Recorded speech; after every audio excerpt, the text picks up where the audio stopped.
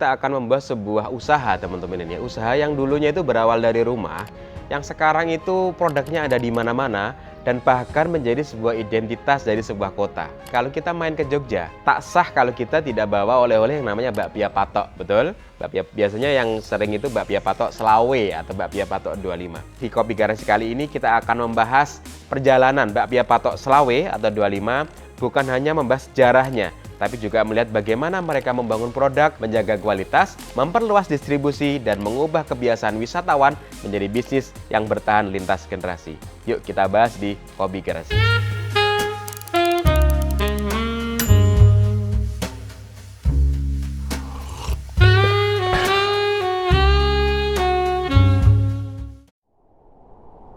Sebelum membahas bakpia patok 25, kita perlu memahami asal-usul bakpia, betul kan? Jadi kita tahu betul nih apa yang kita bahas. Jadi bakpia ini memiliki akar dari tradisi kuliner Tionghoa. Namanya berasal dari istilah yang merujuk pada kue berisi daging atau kacang. Ketika masuk di Yogyakarta, resepnya mengalami penyesuaian. Isiannya awalnya menggunakan daging diganti dengan kacang hijau agar lebih mudah diterima masyarakat. Dinas Kebudayaan Kota Yogyakarta mencatat perkembangan bakpia di kota ini berkaitan dengan para perantau Tionghoa yang membuat dan memperkenalkan makanan tersebut sekitar tahun 1940-an. Jadi udah lama banget ya ini. Kalau 1940-an ini 5 tahun sebelum kemerdekaan. Jadi udah lama sekali teman-teman ya. Dan ini menarik karena banyak makanan daerah lahir dari pertemuan budaya. Jadi bukan berarti ini kita dijajah, itu bukan ya teman-teman ya. Artinya kue dari masakan mancanegara bisa kita serap dan kita ubah menjadi makanan ala kita. Bakpia sekarang ternyata telah beradaptasi dengan lingkungan, bahan, pasar, dan kebiasaan masyarakat setempat sekitar tahun 1980-an. Produsen mulai menggunakan kemasan karton dan mencantumkan merek. Banyak produsen kemudian memakai nomor rumah sebagai nama dagang. Dan pasar bakpia tumbuh besar sekitar tahun 1990-an. Ketika pariwisata Yogyakarta berkembang dan bakpia mulai diposisikan sebagai oleh-oleh. Jadi berkembangnya itu seiring dengan wisatawan yang juga banyak datang ke Yogyakarta. Artinya bisnis ini bukan langsung besar sejak hari pertama. Ada fase ketika bakpia hanya makanan rumahan, lalu naik kelas menjadi produk kemasan. Setelah itu berubah lagi menjadi identitas oleh-oleh. Produk yang sama mengalami perubahan fungsi. Dulu dibeli untuk dimakan, kemudian dibeli untuk dibawa pulang, lalu berkembang menjadi simbol. Bahkan sekarang kalau tidak ke bakpia, belum ke Jogja, gitu kan. Nah, pada tahun 1980-an, mereka udah mulai populer teman-teman menggunakan nomor rumah sebagai merek dagang mereka. Dan kita tahu contohnya yang paling terkenal adalah bakpia patok Selawe atau yang sekarang bisa disebut dengan bakpia patok 25 itu. Jadi Selawe itu atau 25 itu merujuk pada nomor rumah sang pembuatnya teman-teman. Nah itu memang selaras dengan kebiasaan para produsen bakpia di kawasan Patok yang memakai nomor rumah atau lokasi usaha sebagai identitas dagang. Jadi pembeli cukup ingat jenis makanannya, kampung asalnya, dan nomor rumah produsennya. Jadi kalau kita imajinasi nih, kita ibaratkan mungkin di kampung Patok dulu itu ada gang yang di situ nomor rumahnya macam-macam dan kita mau beli dari bakpia nomor berapa. Nah, bukankah dalam branding modern nama yang baik biasanya memiliki beberapa ciri, mudah disebut, mudah diingat, mudah dibedakan, dan mudah dihubungkan dengan suatu identitas. Tapi ada tantangannya juga teman-teman, karena banyak produsen menggunakan angka, konsumen dapat mudah tertukar. Katakanlah ada angka 25, ada angka 75, ada 145 dan lainnya. Sebenarnya dari segi branding ya kurang bagus karena mudah tertukar gitu. Kekuatan utama bakpia patok Selawe bukan karena mereka memiliki produk yang sepenuhnya berbeda dari pesaing, karena ya produknya sama-sama aja. Mereka menjual produk yang juga dijual oleh banyak merek lain. Salah satu kekuatan bakpia patok 25 adalah mempertahankan cita rasa yang familiar. Mereka tidak berusaha mengubah bakpia tradisional menjadi produk yang terlalu jauh dari bentuk aslinya. Produk utamanya tetap berupa bakpia berkulit tepung dengan isian kacang hijau. Varian baru seperti coklat, keju, kumbu hitam, telo ungu, durian, susu, dan rasa lain hadir sebagai pelengkap pasar, bukan sebagai pengganti rasa original. Toko resminya saat ini menjual lini original dan premium dengan beragam pilihan rasa. Tapi kalau teman-teman misal nih ke Jogja, ke bakpia patok 25, belinya yang apa? Kalau saya teman-teman, ya tetap yang beli original. Bakpia patok 25 yang rasa kacangnya kalau saya ya.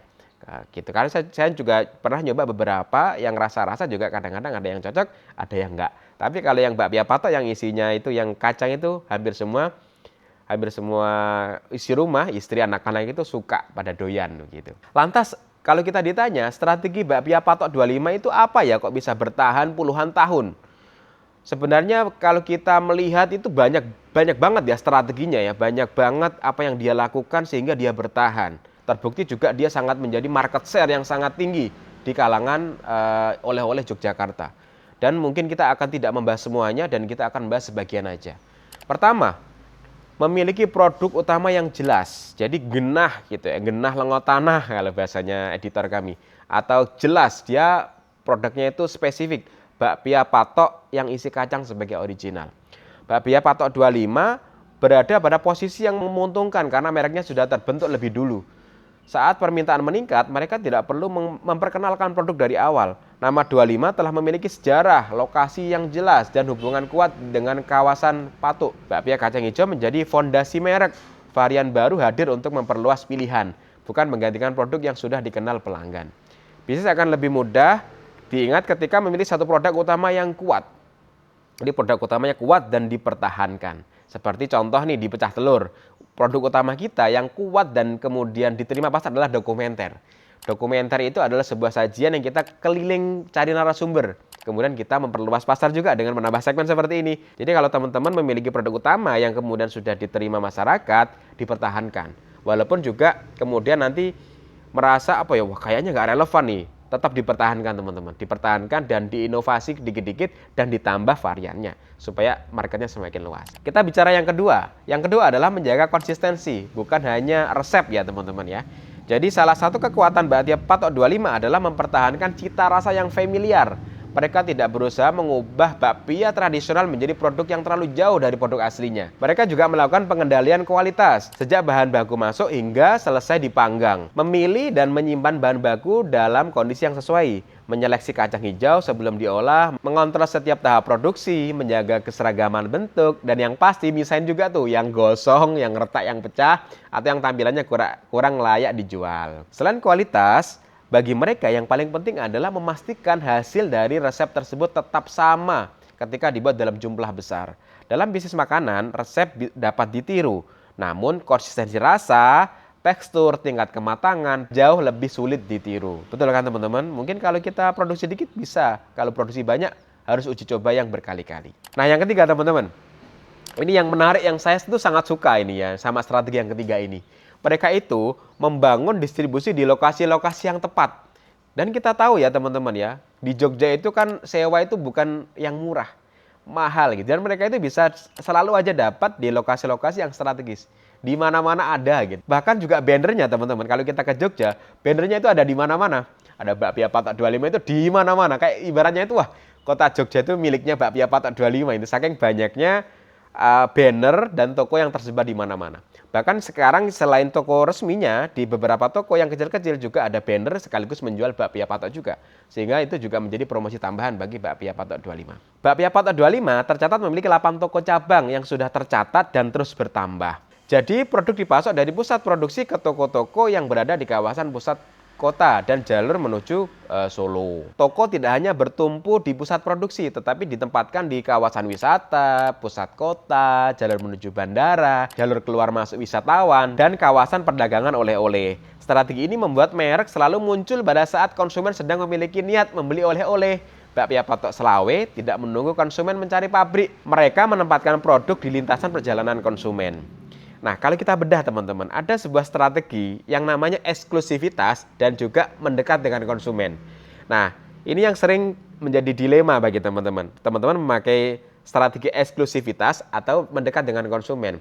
Kalau strategi eksklusivitas, eksklusif hanya didapat di toko ini, itu juga boleh. Contoh di bakpia patok. Bakpia patok hanya dapat dibeli di pabriknya, itu eksklusivitas. Jadi tidak ada di cabang-cabang lain, tidak membuka cabang, itu juga boleh juga. Ada yang memakai strategi itu dan berhasil. Tapi kalau yang bakpia patok, ini strateginya adalah mendekat dengan konsumen. Mereka memiliki jalur distribusi yang banyak, yang dia itu mendekati jalur-jalur keramaian, atau jalur-jalur pusat oleh-oleh, atau jalur-jalur wisata. Ini strategi yang kedua, strategi distribusi yang mendekat dengan konsumen. Mana yang lebih baik? Tergantung bisnisnya. Tapi kalau dalam kasus ini bakpia patok menggunakan strategi yang kedua. Mereka dekat dengan kerumunan orang, mereka dekat dengan jalur-jalur wisata dan lain sebagainya. Strategi yang keempat, teman-teman. Jadi mereka itu juga apa ya ibaratnya itu, mempertahankan atau menjaga, tetap terjaga tuh identitasnya sambil beradaptasi. Jadi nama patok dan nama 25 tetap dipertahankan. Rasa original juga tetap dijaga dan dipertahankan. Namun teknologi produksi, variasi rasa, kemasan, jaringan toko, dan pemasaran digital terus berkembang. Tradisi tidak digunakan sebagai alasan untuk berhenti berubah. Jadi ya identitasnya dipertahankan, caranya disesuaikan. Strategi yang kelima, teman-teman, mengubah toko menjadi pusat oleh-oleh. Nah, ini juga bisa ditiru bagi teman-teman yang berada di sebuah kota yang awalnya membuat produk saja, mau dikembangkan menjadi pusat oleh-oleh. Salah satu langkah menarik adalah menjadikan toko sebagai pusat oleh-oleh, bukan sekedar gerai satu produk. Ini ternyata memberi keuntungan. Pertama, nilai transaksi pelanggan dapat meningkat. Wisatawan yang awalnya datang membeli bakpia dapat sekaligus juga membeli oleh-oleh lain. Kedua, toko menjadi lebih relevan bagi rombongan wisata yang memiliki selera berbeda.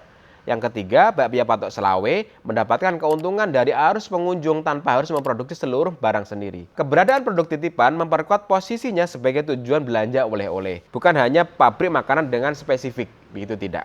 Dengan cara ini bisa memiliki dua lapisan, sebagai produsen bakpia dan sebagai peritel oleh-oleh. Ini juga dibutuhkan sebuah kebesaran hati, teman-teman ya. Kebesaran hati untuk berbagi juga menurut saya. Kalau kita menampilkan produk-produk orang lain di tempat kita yang sudah ramai, itu bisa jadi kan mereka nggak jadi beli produk kita, ya nggak? Kita berpikiran seperti itu nggak? Gitu. Nanti jangan-jangan orang mau beli bakpia ternyata jadi beli kerupuk rambak, contoh kan gitu. Padahal sama-sama oleh-olehnya. Ini juga diperlukan kebesaran hati. Tapi ternyata ketika kita mau berbesar hati, kita juga mau membantu sesama UMKM yang lain, ternyata toko kita juga semakin ramai, toko kita jadi semakin lengkap, dan orang menjadi semakin tidak ragu datang ke tempat kita. Jadi, oh aku ke Bakpia Patok aja. Kalaupun toh nanti nggak cocok sama bakpia, kalaupun toh nanti aku mau beli Bakpia Patok juga bisa beli yang lain. Jadi ada kelapangan hati juga. Dan ternyata ketika kita berlapang hati, rezekinya malah datang dari situ. Yang keenam, teman-teman, kita membangun kebiasaan lintas generasi. Jadi kekuatan terbesar Bakpia Patok 25 mungkin bukan terletak pada iklannya. Kekuatannya berada pada kebiasaan konsumen. Datang ke Jogja, pulang membawa bakpia. Orang tua membelikannya, anak-anak juga mengenalnya. Kemudian generasi berikutnya mengulangi pilihan yang sama. Karena dia sudah nostalgia dengan datang ke Jogja dibawakan oleh-oleh bakpia. Ketika produk sudah masuk ke dalam kebiasaan masyarakat, merek tersebut tidak lagi hanya menjual makanan. Ia menjadi bagian dari pengalaman sebuah kota. Atau bahasa kita menjadi ritual begitu. Sudah menjadi ritual untuk datang ke Jogja bawa pulang oleh-oleh Bakpia Patok 25. Perjalanan Bakpia Patok 25 menunjukkan bahwa usaha rumahan dapat tumbuh dan menjadi sebuah ikon sebuah kota. Sudah menjadi ritual wajib kalau kita datang ke Yogyakarta. Namun perjalanan tersebut tidak terjadi dalam semalam, teman-teman. Usaha yang tumbuh dari dapur sederhana telah melewati masa ketika bakpia dijual satuan, dikemas dengan menggunakan besek, kemudian beradaptasi menggunakan kotak, membangun merek, menambah kapasitas produksi, membuka jaringan toko, memperluas pilihan rasa hingga masuk ke penjualan digital. Jadi Bakpia Patok 25 ini tidak bertahan hanya karena berdiri lebih dahulu. Usia panjang memang memberi keuntungan, namun umur merek tidak akan berarti ketika kualitas tidak dijaga. Mereka bertahan karena terus menjaga alasan pelanggan untuk membeli produk mereka. Nah, dari Bakpia Patok Selawe, kita belajar bahwa bisnis tidak harus meninggalkan masa lalu untuk menghadapi masa depan. Yang perlu dilakukan adalah menjaga bagian terbaik dari masa lalu memperbarui cara membawanya kepada konsumen hari ini. Dari sebuah dapur rumah, Bakpia Patok 25 kemudian tumbuh menjadi sebuah bagian dari wajah Yogyakarta. Ketika sebuah makanan berhasil mewakili kota, tempatnya lahir, bisnis tersebut sudah melampaui fungsi dari produknya. Ketika kalian pulang dari Yogyakarta, kalian tim bakpia kacang hijau, coklat atau yang keju?